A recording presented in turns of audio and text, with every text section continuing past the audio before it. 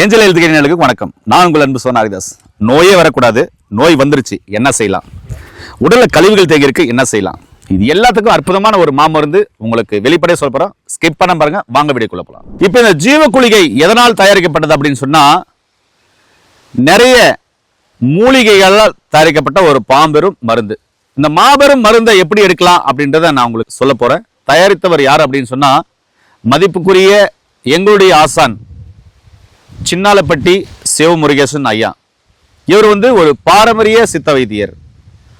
இவர் அநேக மூலிகைகளை எங்க கலெக்ட் பண்றாரு அப்படின்னா, மலைவாழ் மக்களிடத்திலிருந்து அநேக மூலிகைகளை கலெக்ட் பண்ணி இந்த ஜீவ குளிகையை தயாரிச்சிருக்காரு.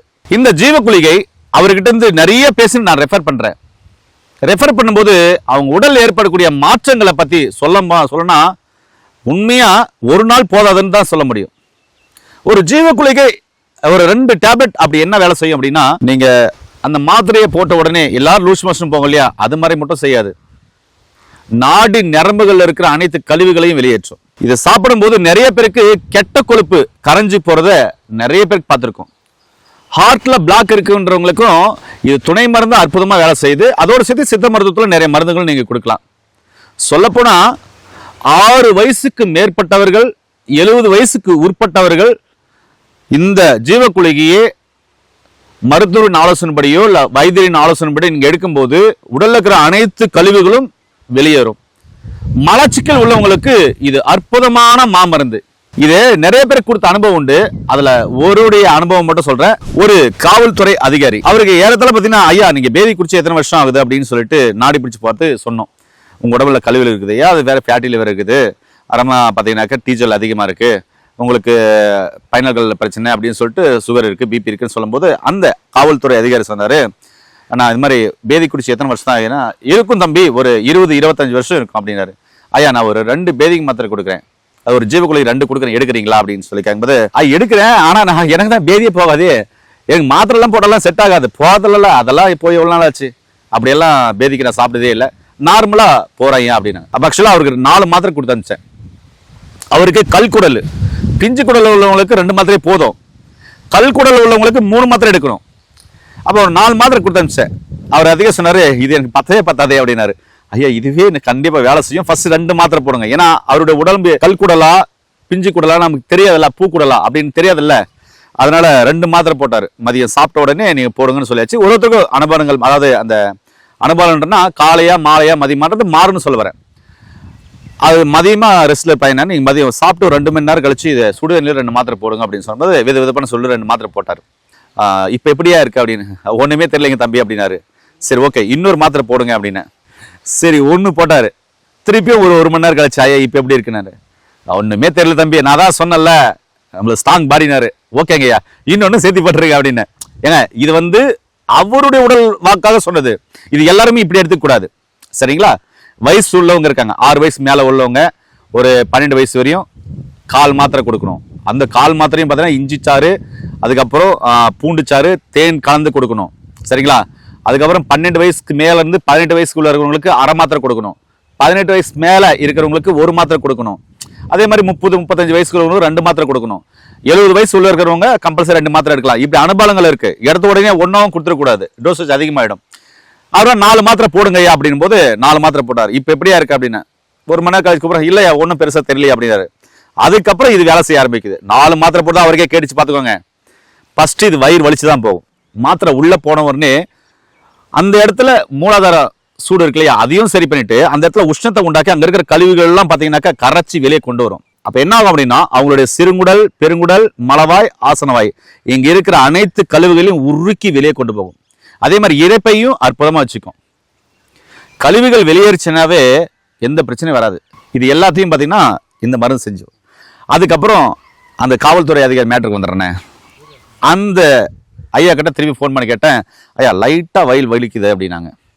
சரி ஓகேங்க ஐயா அப்படியே தான் இருக்கும், கொஞ்சம் கொஞ்சமாக ஆக முடியும். அதுக்கப்புறம் பார்த்தீங்கன்னா கொஞ்ச நேரம் கழிச்சு சொன்னார், ஐயா 2-3 hour போயிடுச்சுங்க ஐயா அப்படின்னாரு.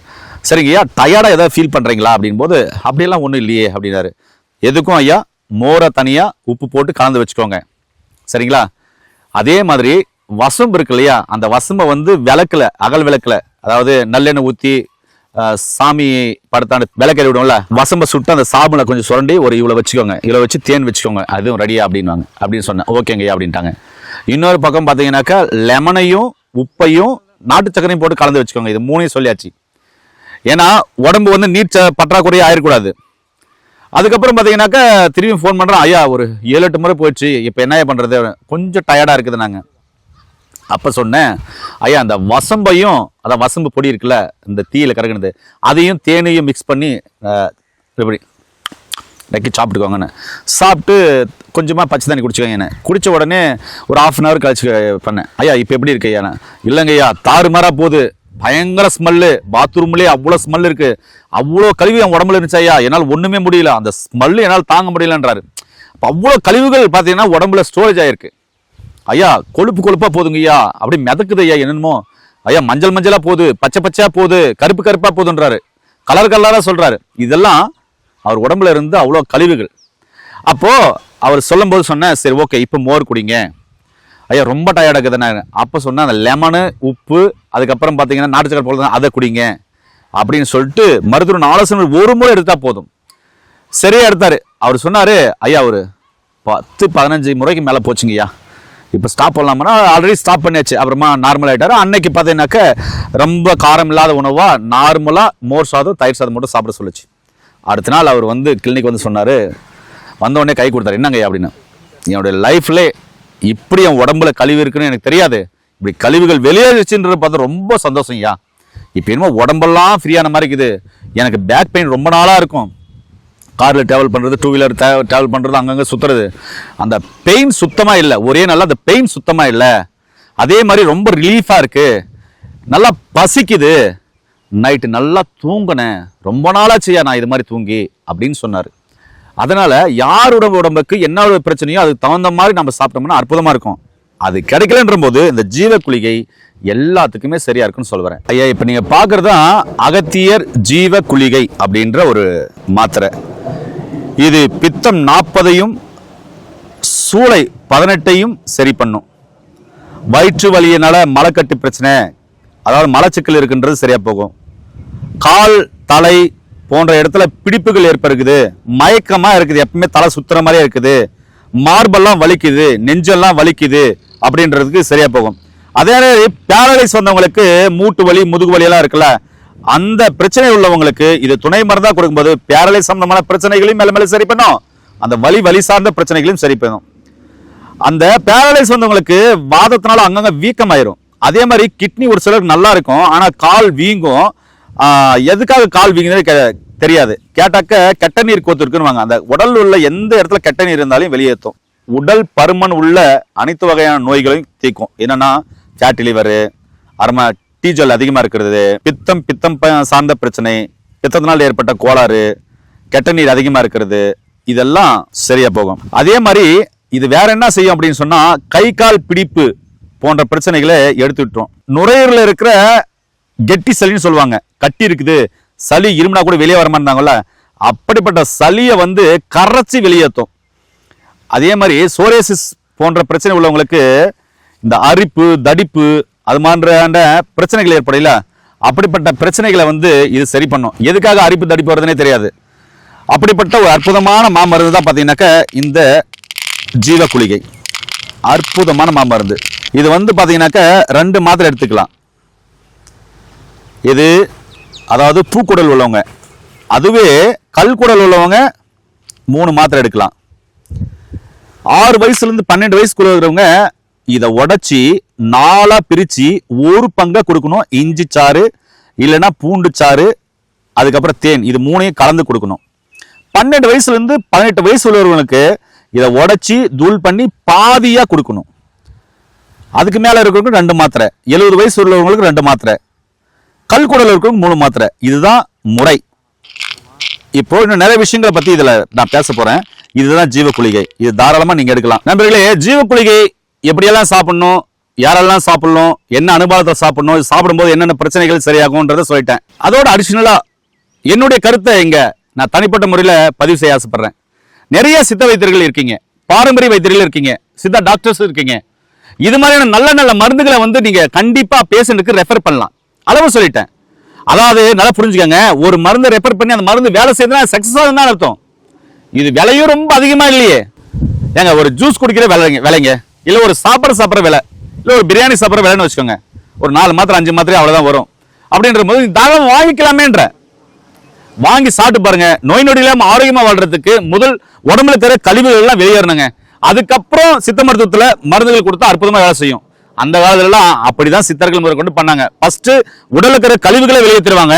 அதுக்கு பின்னாடி அவங்க உடம்புக்கு தகுந்த மாதிரி என்ன நோயோ அந்த நோய்க்கு தகுந்த மாதிரி என்ன டோசேஜ்ல மருந்து கொடுக்கணும், எந்த அளவுல மருந்து கொடுக்கணும், அவங்க மருந்து எடுக்கும் போது என்ன உணவியல் முறை வாழ்வியல் முறையை மாற்றணும், சரிவிகித உணவை எப்படி கொடுக்கணும், பத்திய முறைகளை எப்படி சொல்லணும் சரியா சொல்லி கொடுத்தாங்க. நோய் இல்லாம ஆரோக்கியமா வாழ்ந்தாங்க. இன்னைக்கு நோய் இருக்கிறதுக்கு காரணமே உடல்ல அதிகமான கழிவுகள் தேங்கி இருக்கு. நிறைய fast food, junk food, chocolate, வறுத்தது, பொரிச்சது, மட்டனு, சிக்கனு, என்னென்ன தோணுதோ அதெல்லாம் சாப்பிட்டு உடம்புல கழிவுகளை தேக்க வச்சுக்கிறோம். அந்த கழிவுகள் எப்படி வெளியேறதுன்னு தெரியல. ஆனா வீட்டில் இருக்கிற 2 வீலரை டெய்லி கிளீன் பண்ணுவோம், வீட்டில் இருக்கிற காரை டெய்லி கிளீன் பண்ணுவோம், வீடை வந்து வாரத்துக்கு ஒரு முறை ஒட்டல் அடிச்சு பெருக்குவோம். அதே மாதிரி நம்ம சாப்பிட்ற சாப்பாட்டுடைய தட்டை தினமும் சாப்பிட்ட உடனே கழுவி வைப்போம். ஏன்னா அப்படியே வச்சாக்கா பூஞ்சை ஆயிடும், கெட்டு போகும், ஸ்மெல் வரும் அப்படின்னு தெரிஞ்ச நமக்கு நம்ம உடல் இத்தனை வருஷமா கெட்டு போயிருக்கு. அதுக்கு என்ன மருந்து எடுத்தீங்க? ஏங்க நான் சீரியஸா பேசிக்கிறேங்க, நான் சொல்றது உங்களுக்கு புரியுதுங்களா? அப்ப இவ்வளவு கழிவுகள் தேக்கி வச்சிருந்தா ஏன் பிபி வராது, ஏன் சுகர் வராது, ஏன் ஆஸ்துமா வராது, ஏன் பீசிங் வராது, ஏன் கிட்னி பிரச்சனை வராது, ஏன் நுரையீரல் பிரச்சனை வராது, ஏன் கல்லீரல் பிரச்சனை வராது, ஏன் பித்தப்பை பிரச்சனை வராதுன்னு கேட்கிறேன். சொல்றது புரியுதுங்களா? அதே மாதிரி துணியை பார்த்தீங்கன்னாக்கா நம்ம போட்ட துணியை கழட்டணும் உடனே வாஷிங் மிஷின்லயோ இல்ல ஒரு கையிலையோ கல்லையோ துவைக்கிறோம் இல்லையா? தினமும் ஒரு நாளைக்கு 1 முறையாவது 2 முறையாவது குளிக்கிறோம் இல்லையா? தினமும் பல் விளக்குறோம் இல்லையா? இதெல்லாம் எதுக்கு? நம்ம உடல் தூய்மையா இருக்கணும் தானே. அப்ப உள்ளுறுப்புகள் தூய்மையா இருக்கணும், உடல்ல இருக்கிற கழிவுகள் வெளியேறணும். உள்ளுறுப்புகள் கழிவுகள் வெளியே வரணும்னா என்ன பண்ணிருக்கீங்க கேட்டா சொல்லுவோம், ஐயா நான் ஹாஸ்பிட்டல்ல இன்சூரன்ஸ் போஸ்ட் வச்சிருக்கேன், என்னுடைய பிரச்சனை வந்தாக்க இன்சூரன்ஸ்ல நான் போய் பார்த்துப்பேன் அப்படின்னு சொல்லுவாங்க. நல்லதுதான். ஆனா அடிப்படை விஷயம் சரியா இருந்தா எல்லாமே சரியாக்குமே. முதல் கோணல் முற்றிலும் கோணல். முதல் உடம்புல இருக்கிற கழிவுகள் வெளியேறினா முற்றிலுமா நோயே வராதுன்னு நான் சொல்றேன். ஆனா நீங்க என்ன சொல்ல வரீங்கன்னா, நோய் வரட்டும் தம்பி, ஹாஸ்பிட்டல் இருக்கு, மருத்துவமனைகள் இருக்கு, சித்த வைத்தியசாலைகள் இருக்கு, நான் அங்க போய் சரி பண்ணிக்கிறேன். எந்த விதத்திலங்க நியாயம்? அதனால தாங்க திருவள்ளுவர் சொல்லியிருக்காரு, மருந்தென வேண்டாமாம் யாக்கைக்கு அருந்தியது அற்றது போற்றி உணின். இதுக்கு என்ன அர்த்தம் அப்படின்னா, ஒரு மனிதனுக்கு மருந்து தேவையில்லை. அந்த மனிதன் சாப்பிடும் உணவை நல்லா உமிழ்நீரோடு கலந்து சாப்பிட்டு தேவையான பொழுது சாப்பிட்டு தேவையான பொழுது அந்த நீர் அருந்தி திரும்பவும் பசி எடுக்கும் வரை அவன் வெயிட் பண்ணி சாப்பிட்டான்னா அவனுக்கு நோயே வராதுன்றாரு. அப்ப திருவள்ளுவர் எழுதின இவ்வளவு குரல்ல எந்த இடத்துலயும் அவர் இந்த நோய்க்கு இந்த மருந்து, இந்த மாத்திரை, இந்த மூலிகைகளை சாப்பிடுங்கன்னு சொல்லவே இல்லைங்க. உணவே ஒரு மனுஷனை சரி பண்ணும், எந்த நேரத்துல உணவு எடுக்கணும், எப்படி உணவு எடுக்கணும்னு மனுஷனுக்கு அழகா புரிய வச்சிருக்காரு.